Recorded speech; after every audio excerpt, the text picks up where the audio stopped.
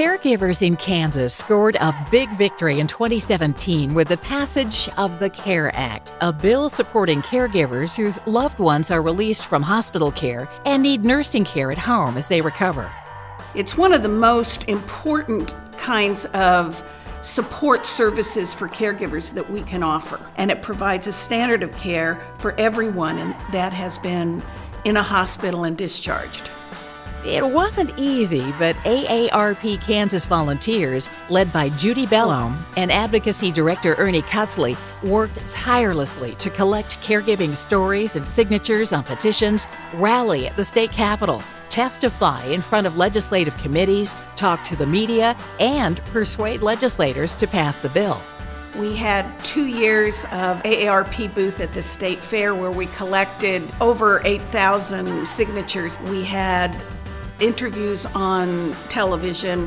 We had multiple radio programs where we talked about the CARE Act and the importance of caregiving. Many of the volunteers walked the halls, talked to legislators, hand out information about the CARE Act, wrote letters to the editor, talked to groups in their own hometowns all across Kansas. It has been a very personal story that has been told by volunteers, many of whom are, actually all of whom, are caregivers themselves. On May 1st, Governor Brownback invited AARP Kansas to participate in a formal signing of the bill, and the celebration began. 1, 2, 3! In March, AARP opened our new location in Wichita at the Atwater Center with all of the state staff on hand to greet the many visitors who attended the open house. AARP continues to engage the community with workshops on a variety of topics, including tips on avoiding frauds and scams and the how-tos of creating and sticking to a personal budget with the AARP Foundation's Finances 50 Plus program. As spring rolled around, it was time for our annual Shred events as part of AARP's Operation Stop Scams. AARP, through our Fraud Watch network, encourages consumers to protect their identities by shredding confidential information that is no longer needed. Shredding events took place in Lawrence and Kansas City with thousands of pounds of documents being shredded.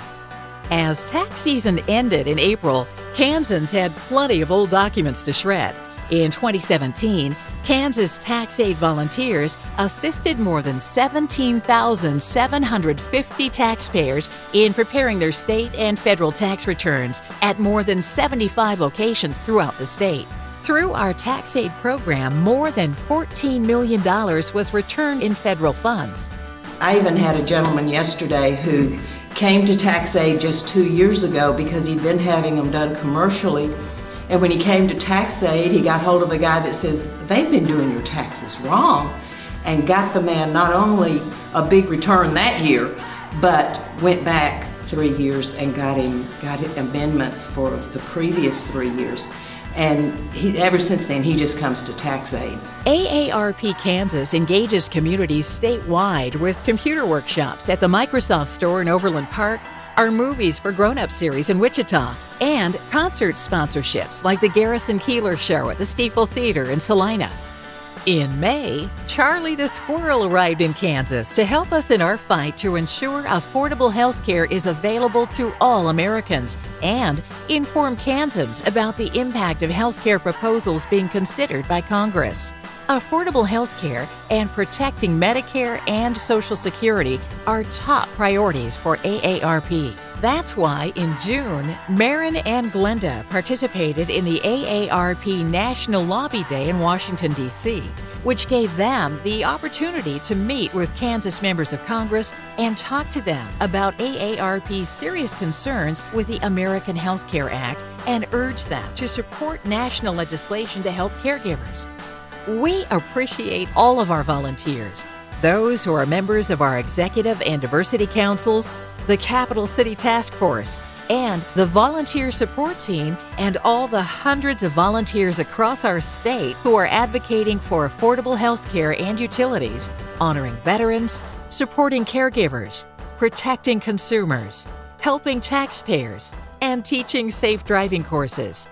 Thank you for your work to make our state a better place to live.